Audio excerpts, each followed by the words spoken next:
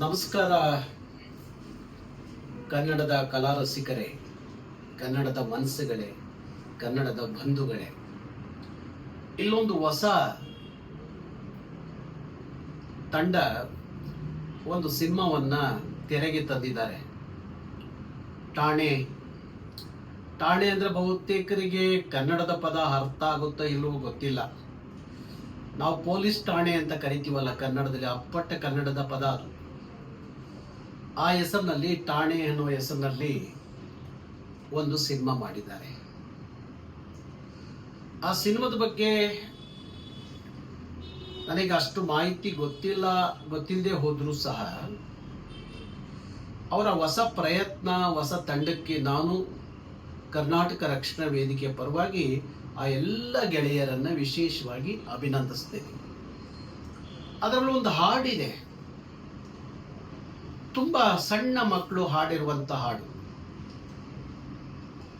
ಅದ್ಭುತವಾದಂತ ಸಾಹಿತ್ಯ, ಅದ್ಭುತವಾದಂತ ಗಾಯನ. ಸುಮಾರು ಒಂದು 5-6 ಮಕ್ಕಳು ಹಾಡ್ತಾರೆ ಆ ಸಿನಿಮಾದಲ್ಲಿ. ಆಡುವಾಗ ಅವರು ತುಂಬಾ ಅನುಭವಿಸಿ ಹಾಡ್ತಾರೆ.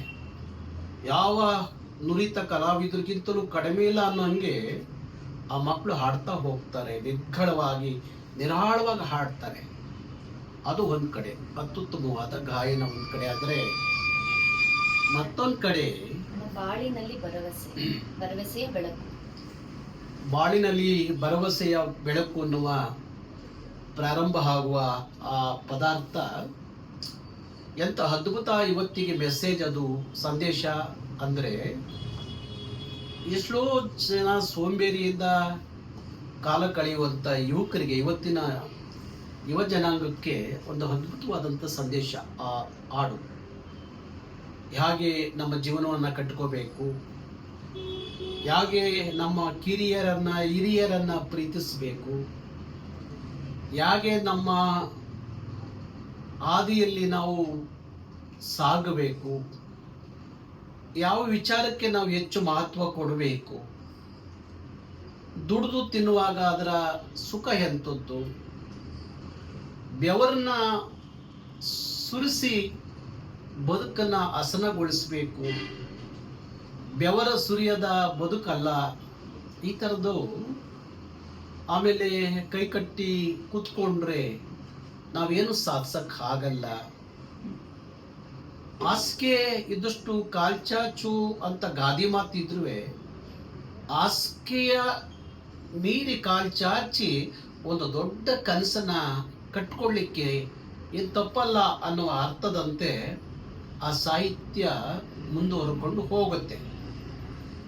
ನಾನು ಹೇಳಿದಾಗೆ ಅದ್ಭುತವಾದಂಥ ಸಾಹಿತ್ಯ, ಅದ್ಭುತವಾದಂಥ ಸಂಗೀತ, ಅದ್ಭುತವಾದಂಥ ಆ ಮಕ್ಕಳ ಗಾಯನ. ಪದೇ ನಾನೇ ಸುಮಾರು 5 ಬಾರಿ ಆ ಹಾಡು ಕೇಳಿದ್ದೀನಿ. 5 ಬಾರಿ ಹಾಡುಗಳು ಕೇಳಿದ್ದೀನಿ.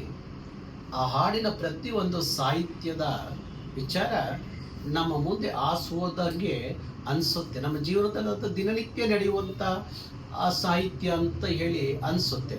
ಆದರೆ ಅದು ಸಂಗೀತದ ಮುಖಾಂತರ ಜನರಿಗೆ ತಲುಪುವ ರೀತಿ ಇದೆಯಲ್ಲ, ಇಲ್ಲಿ ಅದ್ಭುತವಾದಂಥ ಗಾಯನ ಮತ್ತು ಸಂಗೀತ ಇಲ್ಲಿ ಚೆನ್ನಾಗಿದೆ ಈ ಸಿನಿಮಾದಲ್ಲಿ. ಹಾಗಾಗಿ ಅವರೆಲ್ಲರ ಹೊಸ ಪ್ರಯತ್ನಕ್ಕೆ ನೀವು ದೊಡ್ಡ ಹೀರೋಗಳ ಸಿನಿಮಾ ನೋಡಿ ಅವ್ರನ್ನ ಗೆಲ್ಸೋದಲ್ಲ. ಯಾವತ್ತೂ ಕನ್ನಡ ಚಿತ್ರರಂಗ ನಿಂತ ನೀರು ಹಾಕಬಾರ್ದು. ನಿಂತ ನೀರು ಆದಾಗ ಅದು ಶುದ್ಧತೆಯನ್ನ ಕಳ್ಕೊಳ್ಳುತ್ತೆ. ಹರಿಯುವ ನೀರಾಗಬೇಕು ಅನ್ನೋದು ಉದ್ದೇಶ.